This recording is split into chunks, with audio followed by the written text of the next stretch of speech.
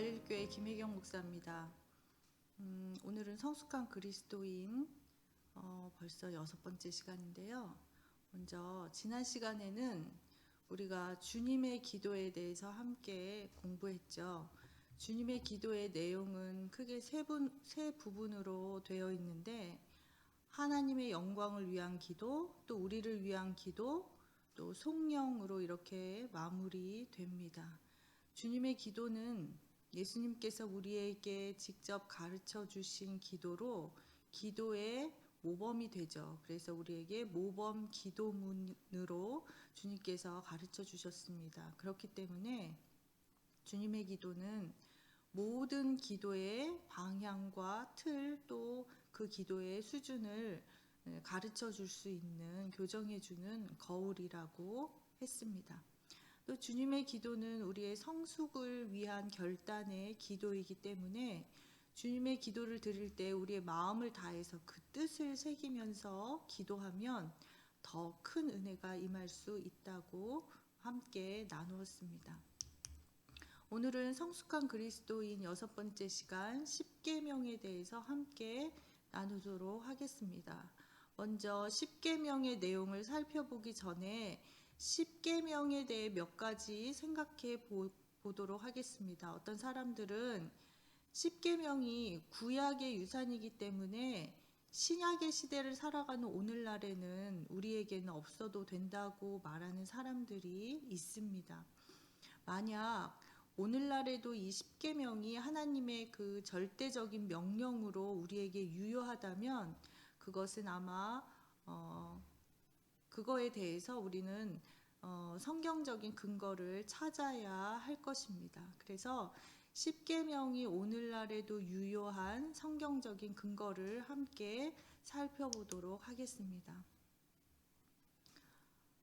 첫 번째로 10계명이 오늘날에도 유효한 성경적인 근거는 출애굽기 또 신명기의 말씀을 통해서 우리가 잘 알 수 있습니다. 출애굽기 24장 12절 말씀, 또 특별히 신명기 9장 10절 말씀에는 하나님께서 모세에게 10계명을 주면서 내가 율법과 계명을 친히 기록한 돌판을 내게 준다라고 말씀하고 있어요. 그리고 신명기 9장 10절 말씀에는 그 돌판의 글을 하나님이 손으로 직접 기록하셨다라고 우리에게 분명하게 가르쳐 주고 있습니다. 이렇게 하나님께서 써주신 그 돌판은 이스라엘 백성이 금송아지를 경배하는 모습을 본 모세가 그들을 향해서 던져서 깨져버렸죠. 깨트려 버렸습니다. 그 이후에 또다시 하나님께서 모세에게 다시 10계명을 주셨는데 그때에도 하나님께서 직접 그 판에 쓰셨다라고 출애굽기 34장 말씀에는 그렇게 우리에게 정확하게 가르쳐 주고 있습니다. 하나님께서 모세에게 2번 10계명을 주셨는데 그 2번 다 하나님께서 직접 써 주셨다라고 성경은 우리에게 정확하게 말하고 있죠. 우리가 성경을 공부할 때 살펴본 것처럼 모든 성경은 하나님의 감동으로 하나님의 부르심을 받은 사람들에 의해서 기록되었습니다. 그런데 10계명만은 하나님께서 직접 쓰신 유일한 내용이에요.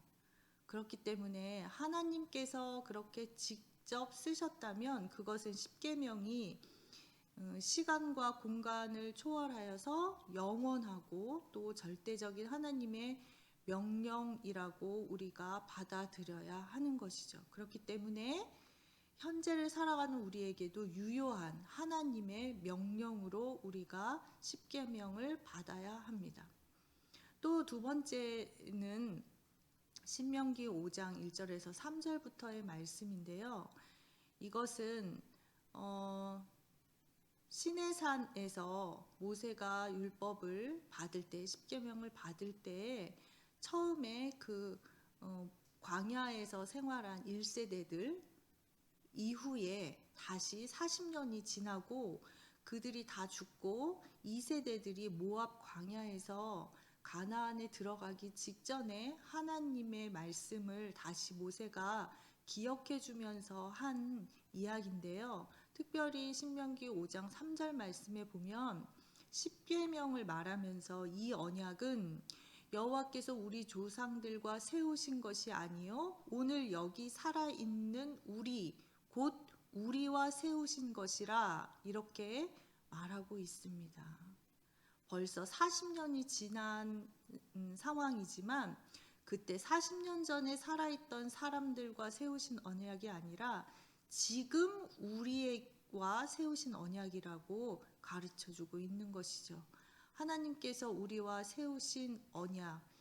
그래서 이 우리는 현재를 살아가는 우리이기도 한 것입니다. 그렇기 때문에 오늘날 하나님의 십계명은 없어져야 되는 것이 아니라 언제나 현재형으로 우리 각자를 향한 하나님의 명령이 되고 있는 것입니다.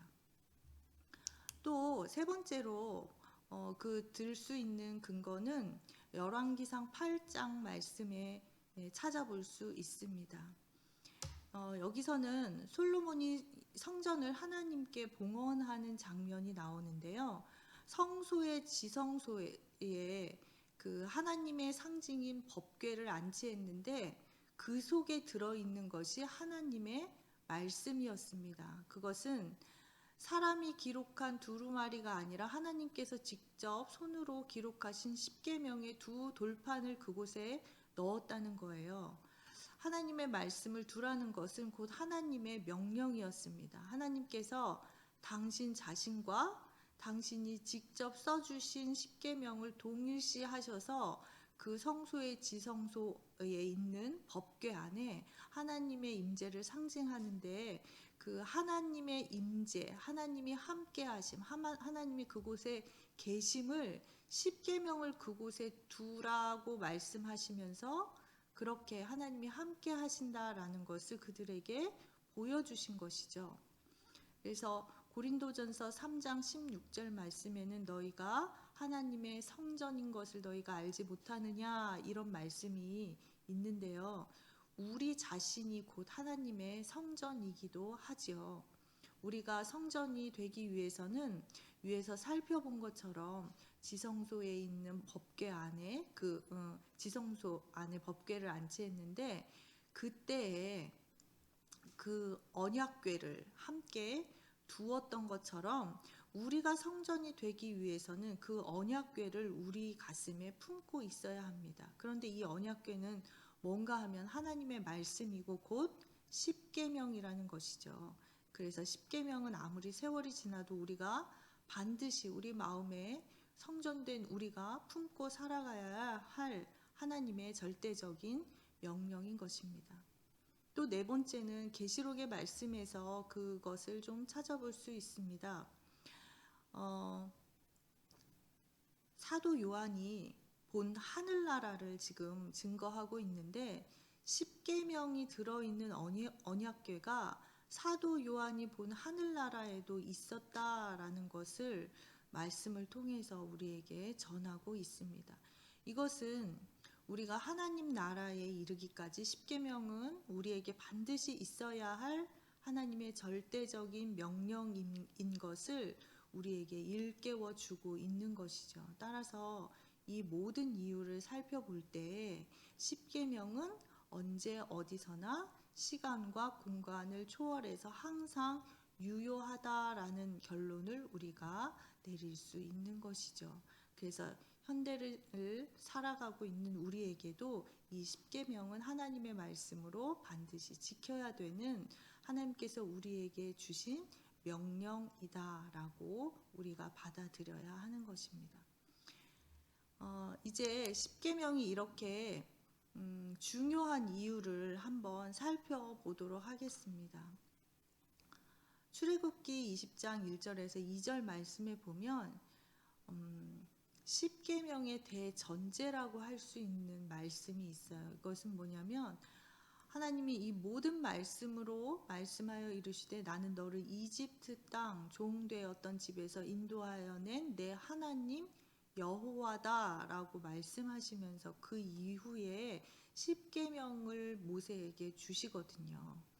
십계명이 중요한 첫 번째 이유는 이 말씀에서 찾아보자면 죄와 사망에 빠져 있던 우리 인간들을 하나님께서 불러주셨기 때문이라는 겁니다. 이것을 조금 더 설명해 보도록 하겠습니다. 우리는 죄와 사망의 종이었죠. 그래서 죄의 노예였습니다. 그랬던 인간들을 하나님께서 불러내시고 당신의 백성으로 그들의 신분을 바꾸어 주신 거예요.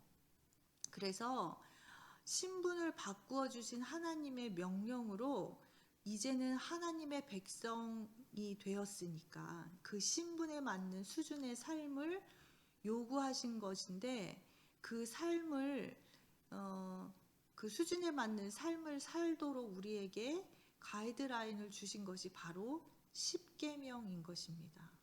그 십계명 속에서만 우리가 하나님의 자녀다운 신분을 유지하면서 살아갈 수 있다라는 것이죠.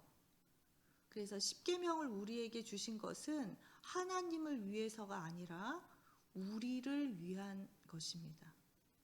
그래서 우리가 하나님의 자녀다운 모습으로 그 수준에 맞는 삶을 살 수 있도록 하나님께서 우리를 위하여서 주신 것이라는 것이죠.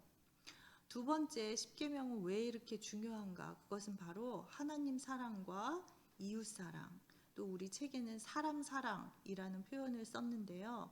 하나님 사랑과 이웃 사랑의 구체적인 내용을 우리에게 가르쳐 주기 때문입니다. 마태복음 22장 34절부터 40절의 말씀에는 바리새인들이 예수님을 시험하고자 하는 내용이 있어요.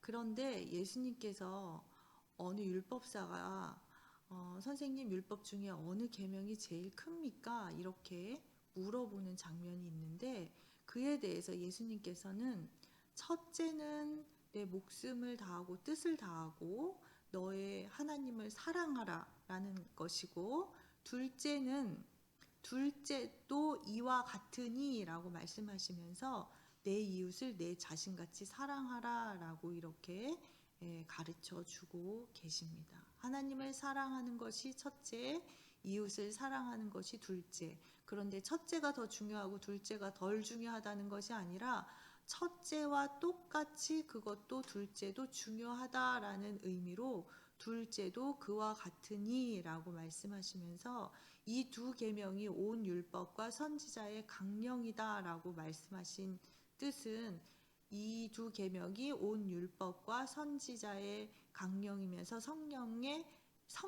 핵심이다 라고 이렇게 가르쳐 주고 있는 것입니다. 예수님께서 성경 자체가 하나님 사랑과 사람 사랑, 이 두 기둥 위에 세워진 집이다 라고 말씀하신 것입니다. 따라서 십계명을 지키면 하나님 사랑과 이웃 사랑이 저절로 이루어지는 것이죠.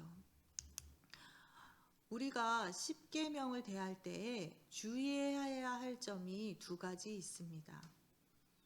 그것에 대해서 잠깐 이야기하겠습니다. 첫 번째는 십계명을 문자적으로만 받아들여서는 안 된다라는 것입니다. 십계명은 그 문자가 중요한 것이 아니라 그 문자 속에서 하나님이 담아주신 정신과 본질이 훨씬 더 중요합니다. 그래서 예를 들어서 살인하지 말라라는 계명을 우리가 들었을 때에 나는 최소한 남을 죽인 일은 없어, 그러니까 나는 괜찮아 라고 생각하는 것이 아니라 예수님께서 말씀하신 것처럼 미워하고 남을 욕하는 것도 살인이다 라고 하신 것처럼 우리가 그렇게 그 문자 너머에 있는 그 하나님께서 주신 정신과 본질을 잘 생각해야 한다라는 겁니다. 또 두 번째로 우리가 주의해야 할 점은 십계명은 상호적인 계명이다라는 것을 반드시 기억하면 좋겠습니다. 예를 들어서 1계명에 나 외에는 다른 신을 내게 두지 말라 이렇게 말씀하셨는데 그 뜻은 무엇인가 하면 너희는 나를 섬기라라는 그런 의미가 아니라 내가 먼저 너희를 종에서 나의 자녀로 구원했으니 인간도 하나님을 섬겨라 라는 것이죠. 그러니까 하나님께서 먼저 자녀를 사랑하고 내가 너를 택했으니 너도 나만을 섬겨라 라는 의미인 거예요. 그래서 앞으로도 하나님께서 계속 하나님이 되어 주실 것이기 때문에 그 하나님만 섬겨라 라는 의미를 가지고 있습니다. 이런 의미에서 서로 십계명은 상호적인 계명인 것을 우리가 반드시 기억하고 이 말씀을 대해야 합니다. 십계명은 이와 같이 그 적용에 있어서 모두 상호적이다라고 말씀드릴 수 있습니다. 모든 계명이 나를 향한 하나님의 말씀임을 우리가 깨달아 알아야 합니다. 그래서 십계명 그 어느 것 하나도 나에게 해당하지 않는 것이 없는 것이죠. 이제 우리가 십계명의 내용에 대해서 하나씩 살펴보도록 하겠습니다. 십계명은 두 돌판으로 되어 있습니다. 첫 번째 돌판에는 하나님을 사랑하는 것에 대한 계명, 하나님 사랑을 위한 계명이 적혀 있고, 또 한 판에는 사람을 사랑하기 위한 계명이 적혀 있습니다. 먼저 하나님 사랑을 위한 계명에 대해서 함께 하나씩 알아가 보도록 하겠습니다. 첫 번째는 우리가 다 잘 아는 것처럼 너는 나 외에는 다른 신들을 내게 두지 말라라는 것이 제1계명입니다. 이것은 어떠한 의미인가 하면 하나님만이 유일한 신임을 알고 믿고 섬기라는 의미입니다. 우리가 잘 아는 것처럼 애굽은 다신의 나라였어요. 그래서 사람보다 힘이 세거나 능력이 있어 보이면 모든 것을 다 신으로 섬기는 풍습을 가지고 있었습니다. 그래서 우리가 잘 아는 것처럼 10가지 재앙에 나오는 뱀이나 이나 그런 것들, 하물며 뱀, 송아지, 고양이 이런 것들도 다 사람과 약간 다른 어떤 존재로 보고 그것들을 다 하나하나의 신으로 섬겼던 애굽의 나라였습니다. 그런데 하나님께서는 이 세상의 많은 신들 가운데 하나로 당신을 인정하셨다라는 것이 아니라 하나님만이 유일한 신이다라는 것을 믿으라는 의미로 첫 번째 계명을 우리에게 주신 것입니다. 이 세상을 창조하시고 우주를 주관하시고 인류의 역사를 섭리하시는 분은 오직 유일하신 하나님 한 분밖에 없다라는 선포인 것이죠. 그래서 우리가 출애굽할 때 이스라엘 백성들이 홍해를 지났잖아요.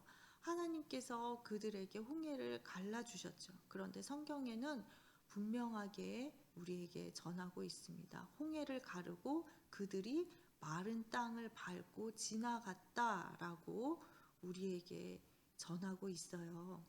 그것은 뭐냐면 홍해를 가르셨을 때 물에 젖었던 땅이 어떻게 마른 땅이 나타날 수 있겠어요. 진흙이나 뻘이 아니라 마른 땅이 드러나게 하신 것은 바다나 땅이나 이 모든 세상의 만물을 전부 다 한 분 하나님이신 그분께서 모든 것을 주관하신다라는 것을 보여주신 것입니다. 신의 광야의 삶을 통해서도 그들이 40년 동안 배운 것은 땅도 하늘도 바다도 그 모든 것도 하나님의 것, 그렇기 때문에 하나님께서 주관하신다라는 것을 보여주는 그런 것들을 배웠던 삶이었습니다. 이러한 의미에서 하나님이 유일한 신임을 믿고 알고 섬기라는 것이 첫 번째 계명의 의미인 것이죠. 또 이 첫 번째 계명의 두 번째 의미는 유일하신 하나님께서 이미 나를 구원해 주셨고 앞으로도 책임져 주실 것이기 때문에 그분만을 섬기라라는 그런 의미입니다. 언제나 하나님께서는 인간을 먼저 찾아오셨고 그리고 우리를 구원해 주셨어요. 우리에게 먼저 찾아오신 분은 항상 언제나 하나님이셨습니다. 아담과 하와가 범죄한 후에 나무 뒤에 숨어 있을 때에도 하나님께서 먼저 그들을 찾으시고 그들의 이름을 불러주셨죠. 그리고 아브라함을 찾으신 하나님도 먼저 아브라함을 부르셨고, 베드로도 사도 요한도 하나님께서 먼저 그들을 부르시고 그 이후의 삶을 모두 책임져 주신 것을 우리가 성경을 통해서 다 잘 알고 있죠. 하나님은 이렇게 나와 상관없는 분이 아니라 나를 먼저 불러주시고 또 나를 책임져 주시고 나를 구원해 주신 하나님이시기 때문에 우리는 그 한 분 하나님만 섬겨야 하는 것입니다. 나 한 사람 하나님을 믿지 않아도 하나님은 하나도 손해볼 게 없으신 분이에요. 그러나 내가 하나님을 믿지 않으면 내 인생은 그저 죽음으로 끝나는 인생이 되고 마는 것이죠. 하나님은 우리를 위해서 당신을 믿으라고 하셨습니다. 내가 유일하신 하나님만 믿는 것은 내 인생의 수준과 차원을 새롭게 하는 것입니다. 그렇기 때문에 이 1계명, 너는 나 외에는 다른 신을 내게 두지 말라라는 의미를 잘 기억하시면 좋겠습니다. 두 번째로 제 2계명, 두 번째 계명은 너를 위하여 새긴 우상을 만들지 말라라고 말씀하고 있습니다. 하나님께서 말씀하신 우상은 과연 무엇일까요? 출애굽기 20장 23절에 보면 너는 나를 비겨서 은으로나 금으로나 너희를 위하여 신상을 만들지 말라라고 말씀하고 있어요. 하나님께서 당신의 우상을 만들지 말라라는 거예요. 특별히 출애굽기 32장 4절에는 그들이 시내산에서 금으로 송아지의 형상을 만들고 그 송아지에 절하는 그런 장면이 나옵니다. 그러면서 그들이 그렇게 말해요. 그 송아지에 대해서 이는 너희를 애굽 땅에서 인도하여 낸 너희의 신이다 라고 하는 거예요. 우리가 지금 시간이 지나서 성경을 볼 때는 송아지의 형상, 우상을 만들어서 그들이 송아지를 섬겼구나 라고 생각할 수 있지만 이스라엘 백성은 한 번도 그렇게 생각하지 않았습니다. 그들이 섬긴 우상이라는 것은 그 우상이 다 하나님이라고 생각하고 그 우상에 절한 거예요. 눈으로 볼 수 있는 하나님을 그들이 만들어서 그 우상을 하나님이다 라고 생각하고 그 우상에 절한 것이죠. 바로 그 금송아지가 하나님이라는 의미였습니다. 하나님을 믿는 이스라엘 백성들이 하나님의 우상을 만든 거예요. 그렇기 때문에 두 번째 계명의 그 첫 번째 의미는 그렇게 보이는 하나님이 아니다라는 것을 가르쳐 주시면서 영이신 하나님을 섬기라라는 그런 의미를 우리에게 주신 것입니다. 하나님은 형체를 지니지 않으신 영이십니다. 형체를 가졌다는 것은 그 자체가 시간과 공간의 지배를 받는다라는 것을 의미하죠. 그래서 불상 중에 손이 많이 있는 불상들이 있어요. 그렇지만 손이 아무리 다 많아도 그 손으로 다 우리를 도울 수 없습니다. 눈이 많이 달린 불상도 있죠. 눈이 아무리 많다고 해도 그 많은 눈으로 우리를 다 보고 지켜줄 수 없어요. 하나님은 형상이 없는 분이시기 때문에 온 우주를 주관하실 수 있고 어느 것의 제약도 받지 않으시는 거예요. 그래서 우리 한 사람 한 사람과 개별적으로도 모두 함께 하실 수 있는 것이죠. 하나님께서 내가 영이다 라고 인간에게 말씀으로 일깨워 주시지 않으면 인간의 상식으로는 도저히 영이신 하나님을 생각해낼 수 없었기 때문에 우리에게 이 제2계명을 주셨고 영이신 하나님을 섬기라라는 의미인 것입니다. 두 번째 의미는 마음으로도 하나님의 우상을 만들지 말라라는 뜻입니다. 신명기 4장 15절부터 18절까지의 말씀에는 특별히 자기를 위하여 어떤 형상으로든지 우상을 새겨 만들지 말라라고 우리에게 말씀하고 계세요. 하나님이 이런 분일 것이다 라고 생각하고 우리가 그 형상을 만드는 순간 우리는 그 하나님을 내 마음대로 생각했고 그 형상 속에 하나님을 가두게 되는 거예요. 그러나 그 형상, 우리가 생각한 그 형상과 하나님은 전혀 관계가 없는 분인 것이죠. 우리는 어떠한 형상을 생각하고 만들면서 그 안에 인간의 욕심을 담게 돼요. 그래서 아까 말씀드린 것처럼 손이 많아서 우리를 도와주는 그런 신이었으면 좋겠다. 눈이 많아서 우리를 늘 지켜주면 좋은 그런 신이었으면 좋겠다라는 것을 우리의 욕심, 우리의 욕망, 우리의 생각을 담아서 그 형상을 만들게 되는 것이잖아요. 그래서 이스라엘 백성은 그 금송아지를 보면서 그 금으로 만든 그 송아지가 자기들의 욕망을 채워주는 황금 방망이가 하나님일 거다라고 그렇게 믿은 겁니다. 우리 인간들은 영적으로 부패하고 스스로 타락할 때 우상을 만듭니다. 그런데 하나님은 이럴 거다라고 하나님을 만드는 것 자체가 이미 내가 하나님이 되는 순간입니다. 우리 마음속에서 먼저 형상을 만들고 손으로 우상을 만들잖아요. 먼저 생각하고 마음속에 품고 생각하고 그것을 손으로 실현해내잖아요. 그 과정이 이미 내가 하나님이 됐다라는 거예요. 그래서 제2계명은 손으로 우상을 빚지 말라라는 명령이기도 하지만 그 이전에 마음의 우상조차도 만들지 말라, 마음으로도 우상을 빚지 말라라는 의미이기도 합니다. 우상은 우리의 손으로도 만들어서도 안 되지만 우리의 마음으로도 만들면 안 되는 것이죠.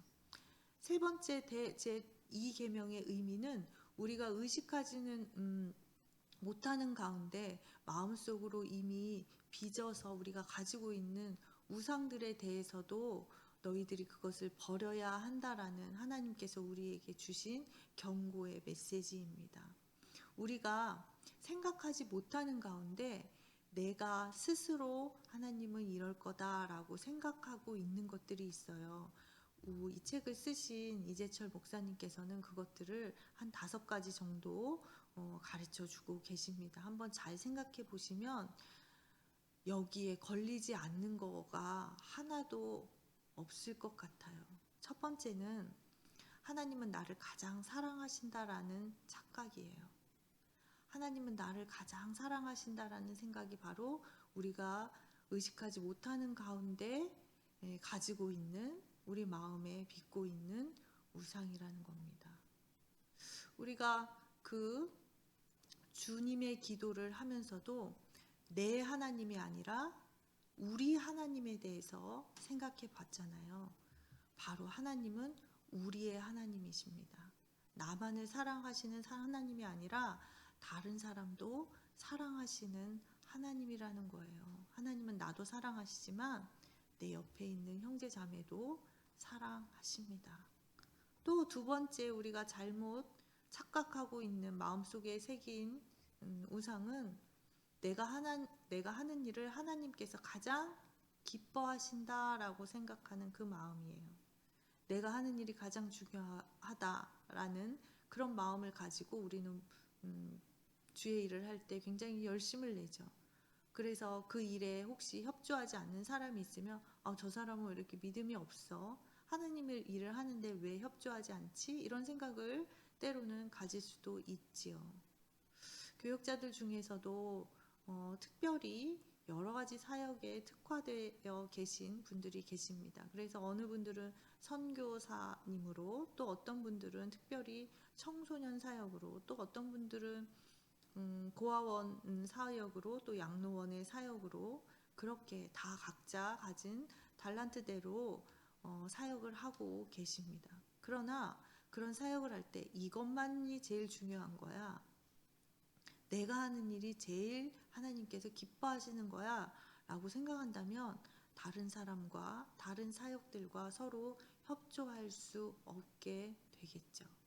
그래서 내가 하는 일이 가장 기뻐하시는 것이 아니라 하나님께서는 우리 각자에게 다 다른 일을 주셨습니다. 그것은 하나님께서 우리에게 각자에게 맡기신 하나님의 일인 것이죠. 그 누구, 그 어느 것 중요하지 않은 것이 없습니다.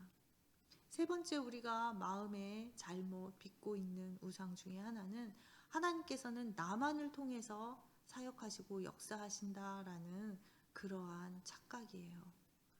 그러한 생각은 교회의 분열을 일으키기 쉽습니다. 어느 이름 없는 아이를 통해서도 역사하시는 하나님을 믿을 때 우리는 하나님의 겸손한 도구가 될 수 있습니다. 또 한 가지는 내가 주님을 위해서 일하는 이상 나의 일은 반드시 성공해야 한다라는 그러한 생각입니다. 그런데 우리가 사도 바울을 잠깐 생각해 볼까요? 사도 바울은 살아있는 동안 주님을 위해서 정말 열심히 일했습니다. 주님의 사역을 위해서 정말 목숨 걸고 일했죠. 그런데 그가 살아있을 때 그것을 보지 못했고 또 그는 결국 교수형에 처하게 됐죠. 세속적인 관심의 그 성공을 반드시 이루어야 한다고 생각한다면 우리는 하나님을 믿는 것이 아니라 세상의 우상을 믿고 있는 것이죠. 성공의 우상을 믿고 있는 것입니다. 나의 삶은 실패하더라도 내가 하늘에 썩어지는 미랄이 된다면 그것을 통해서 하나님의 영광이 더 크게 드러날 수도 있게 된다는 것을 기억해야 합니다. 마지막으로 우리가 마음속에 잘못 가지고 있는 무의식적으로 가지고 있는 그러한 우상은 내가 하나님의 일을 행하는 동안 반드시 내가 그 일의 좋은 결말을 보아야 한다라는 그런 마음입니다. 앞에서도 잠깐 말씀드린 것처럼 사도 바울은 그렇게 주님의 복음의 사역을 위해서 최선을 다했지만 그가 살아있는 동안은 계속 고난과 시련의 연속이었습니다. 그리고 예수님의 12 제자들도 복음의 씨앗을 그렇게 열심히 심었지만 결국 로마 제국에 있어서 복음화가 실현되는 데는 300년 이상 걸린 것을 우리가 역사를 통해서 잘 알 수 있죠. 내가 결실을 볼 수 없을 수도 있다라는 것을 깨달을 때 우리가 살아있는 동안에 많은 씨를 또 바른 씨를 뿌릴 수 있게 되는 것입니다. 우리는 하나님을 절대로 다 알 수 없습니다.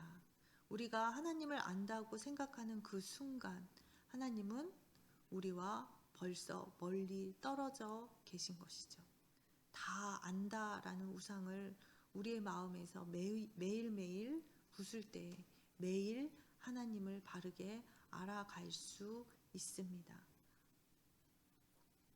그래서 이 두 번째 계명, 너를 위하여 새긴 우상을 만들지 말라라는 이 계명의 세 가지 의미를 잘 기억하시기를 바랍니다. 세 번째 제3계명입니다. 제3계명은 여호와의 이름을 망령되게 부르지 말라라는 말씀입니다.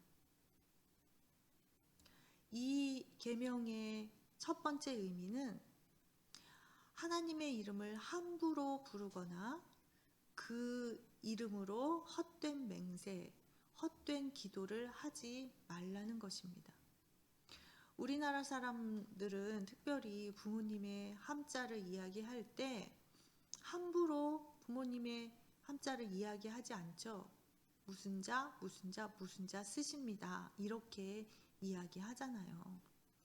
예전에 서기관들이 그 성경을 필사하는 사람들이 성경을 필사할 때 여호와라는 이름이 나올 때마다 이 사람들은 목욕을 하고 여호와의 이름을 기록했다고 합니다. 이것은 유대인들이 얼마나 여호와의 이름에 대해서 철저했는지 보여주는 한 예이기도 하죠. 우리가 아무 생각 없이 땅끝까지 주님의 증인이 되게 해주세요 라는 기도를 할 때가 있지만, 그렇게 아무 생각 없이 정말 헌신된 마음 없이 진심 없이 하나님 그렇게 기도하는 것은 하나님의 이름을 망령되게 일컫는 것입니다. 마음으로 행하고자 하는 의사가 없이 그냥 한번 해보는 기도, 입으로만 하는 기도이기 때문인 것이죠. 특별히 요한복음 15장 16절 말씀에는 예수님께서 내 이름으로 아버지께 무엇을 구하든지 다 받게 하려 한다라고 말씀하셨는데, 우리는 이것을 이렇게 생각하죠. 예수님의 이름으로 구하면 예수님께서 다 주신다, 이렇게 스스로 말씀을 받아들입니다. 그러나 이 말씀은 예수님의 이름에 걸맞는 것을 구해야 하나님께서 주신다라는 의미입니다. 그래서 예를 들어서 아이들이 가게에 가서 우리 아빠 이름으로, 우리 아빠가 누구누구인데 내가 그 집 아들인데 저에게 술 좀 뭐 한 몇 병 주세요, 이렇게 하면 그 아빠의 이름에 걸맞는 그 아이가 할 수 있는 부탁은 아닌 것이죠. 그러나 어디 서점에 가서 우리 아빠가 누구누구인데 아시죠?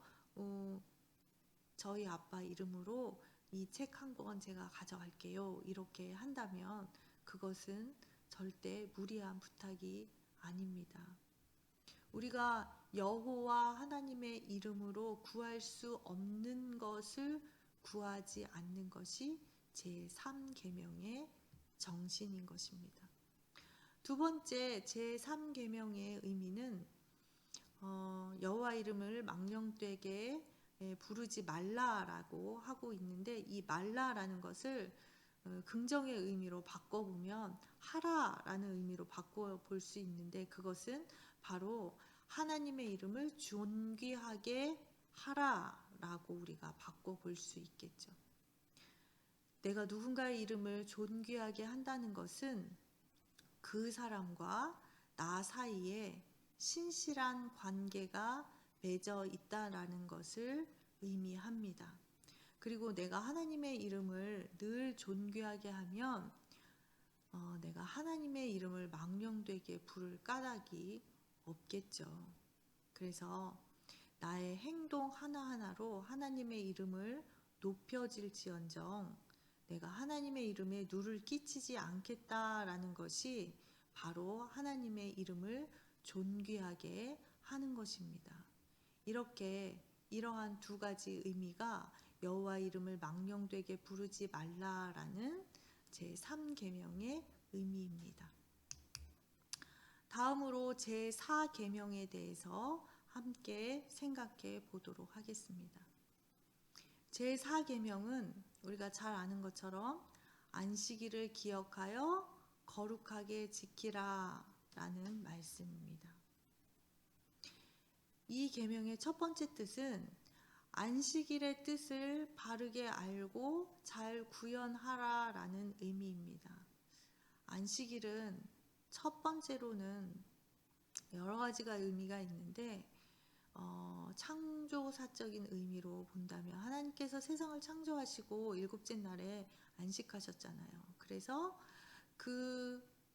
하나님께서 안식하셨기 때문에 그날을 기념하라라는 의미입니다. 그래서 우리가 안식일을 지켰던 것이고요. 또 구속사적인 의미에서 살펴본다면 하나님께서 이스라엘 백성을 애굽으로부터 인도해 내신 그 하나님을 기억하면서 안식일을 지켜라 라고 말씀하고 계십니다. 그리고 신약에 와서는 그리스도께서 부활하셨는데 그때 예수님께서 이런 말씀을 하셨어요. 마가복음 2장 28절에 그러므로 인자는 안식일에도 주인이다 라고 말씀하셨는데, 그 예수께서 부활하신 그 일로 인하여서 그 예수님께서 안식일의 주인이 되셔서 주님의 날을 기념하고 기억하는 날로 예수님께서 안식 후 첫날 부활하셨기 때문에 그 주님의 날, 부활하신 날을 기억하는 날로, 기념하는 날로 우리가 지금의 주일을 지키고 있는 것이죠. 이러한 의미를 모두 다 생각하면서 나를 구속하신 하나님의 은혜를 깨닫고 또 예수 그리스도의 부활을 기념하고 부활의 날로 우리가 주일을 지키는 그런 의미를 가지고 있는데, 이러한 모든 의미를 다 잘 깨닫고 그러한 의미를 가지고 안식일을 우리에게 지키라고 하신 것입니다. 또 이 계명의 두 번째 의미는 예수 그리스도 안에서 예배의 사람이 되라라는 의미예요. 그래서 주일을 거룩하게 지켜라라는 의미를 가지고 있습니다.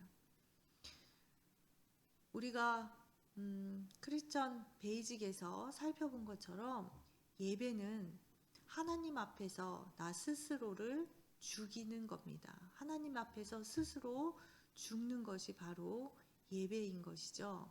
내가 주님 앞에서 죽을 때에 하나님의 말씀이 나의 삶을 통해서 드러나게 되고 내가 거룩한 예배의 사람이 되면 예배가 나를 지켜주게 됩니다. 그래서 예배를 통해서 우리는 나의 사고방식이 바뀌게 되고 또 그로 인해서 우리의 삶의 태도가 바뀌게 되는데, 그러면 그 삶이 바뀐 삶을 통해서 하나님께서 우리의 삶에 역사하게 되시는 것이죠. 내가 예배의 사람이 되고 내가 주일의 사람이 되면 그 예배와 주일이 나를 지켜주게 되는 것입니다. 그래서 하나님께서 그 시간을 통해서, 예배의 시간을 통해서 나를 책임져 주시게 되는 것이죠. 이러한 의미가 안식일을 기억하여 거룩히 지키라라는 의미입니다. 여기까지 우리가 첫 번째 돌판, 하나님을 사랑하고 하나님을 섬기는 것에 대한 그 내용, 그리고 하나님께서 우리에게 주신 그 계명을 4가지를 함께 살펴보았습니다. 우리가 첫 번째 돌판까지 함께 살펴보았는데요. 오늘은 첫 번째 돌판까지 함께 알아보았고, 다음 시간에 두 번째 돌판, 사람 사랑, 이웃 사랑을 위한 계명에 대해서 함께 이어가도록 하겠습니다. 다음 시간에 우리가 함께 이웃 사랑에 대해서 같이 하도록 하겠습니다. 오늘은 여기까지 하겠습니다. 감사합니다.